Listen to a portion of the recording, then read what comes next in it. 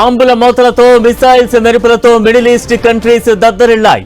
పశ్చిమాసియాలో ఇప్పుడు పక్షులు ఎగరడం లేదు, కేవలం మిసైల్స్ డ్రోన్లు ఎగురుతూ కనిపిస్తున్నాయి. ఏ డ్రోన్ ఎటు నుంచి వస్తుందో తెలియదు, ఏ మిసైల్ ఇప్పుడు వచ్చి మీద పడుతుందో అర్థం కాని పరిస్థితి.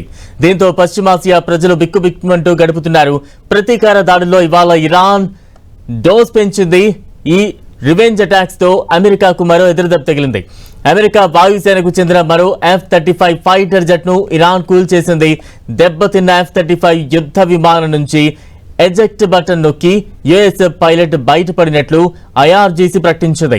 నైరుతి ఇరాన్ ప్రాంతంలో అమెరికా పైలట్ ను అదుపులోకి తీసుకున్నామని ప్రకటించింది.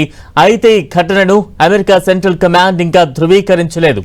ఇజ్రాయెల్ పై కొత్త మిసైల్ సాల్వోను ప్రయోగించింది ఇరాన్. ఇటు ఇజ్రాయెల్ ఎయిర్ డిఫెన్స్ కూడా చాలా వాటిని ధ్వంసం చేసి ఇరాన్ దాడుల్ని కట్టడి చేశాయి. కొన్ని ప్రాంతాల్లో భారీగా ఆస్తి నష్టం సంభవించింది. ఇజ్రాయెల్ హోమ్ ఫ్రంట్ కమాండ్ 300కు పైగా నగరాల్లో సైరన్స్ మోగించింది. యుఎస్ మిత్రదేశాలను ఇరాన్ వదిలిపెట్టడం లేదు. కువైట్లోని రిఫైనరీపై డ్రోన్లతో అటాక్ చేసింది. బహ్రెయిన్, UAE, సౌదీ అరేబియాపై మిసైల్స్ డ్రోన్లతో విరుచుకుపడింది ఇరాన్. వీటిలో కొన్నింటిని ఇజ్రాయెల్ ధ్వంసం చేసింది. టెహ్రాన్ నుంచి ఇరాన్ ఓ మిసైల్ ను లాంచ్ చేసింది, కానీ అది కాస్త ఫెయిల్ అయి అదే నగరంలో పడింది.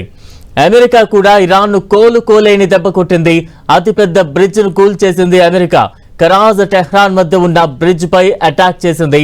ఈ దాడిలో 8 మంది చనిపోయారు, 100 మందికి పైగా గాయాలయ్యాయి. మరోవైపు సెంట్రల్ ఇరాన్ లోని ఇస్ఫహాన్, బహరేస్తాన్ ఏరియాలోని స్టీల్ ప్లాంట్స్, ఫార్మాస్యూటికల్ యూనిట్లను కూడా అమెరికా టార్గెట్ చేసి పేల్చేసింది.